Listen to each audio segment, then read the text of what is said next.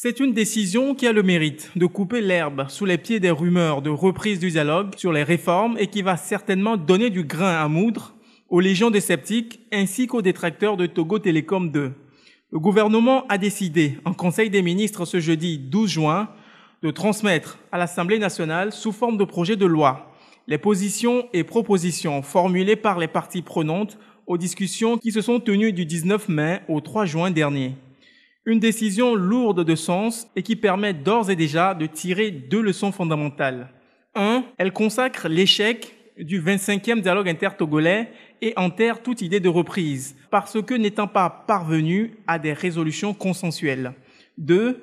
Elle relance la polémique sur le cadre approprié pour discuter des réformes, car elle replace de facto l'hémicycle au cœur des négociations. La parenthèse du dialogue extramuraux refermée, l'Assemblée nationale redevient le nouveau théâtre de l'affrontement politique sur le reliquat de l'APG. Deux conséquences devraient en découler. 1. Le spectre d'une crise ouverte au Parlement, sous fond d'une guerre de tranchées, des conditions peu propices à des discussions sereines et consensuelles. 2. Le blocage et le renvoi au calendrier grec des réformes institutionnelles et constitutionnelles.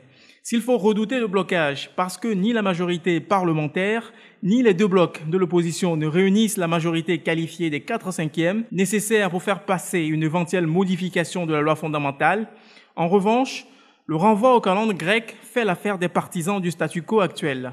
Pour sa part, l'opposition annonce pour les 26, 27 et 28 juin prochains une opération de mobilisation populaire. CST et Arc-en-Ciel devraient battre le pavé ensemble à cette occasion. L'atmosphère politique ambiante ne devrait pas se détendre avant le mois de mars 2015, date prévue de l'élection présidentielle.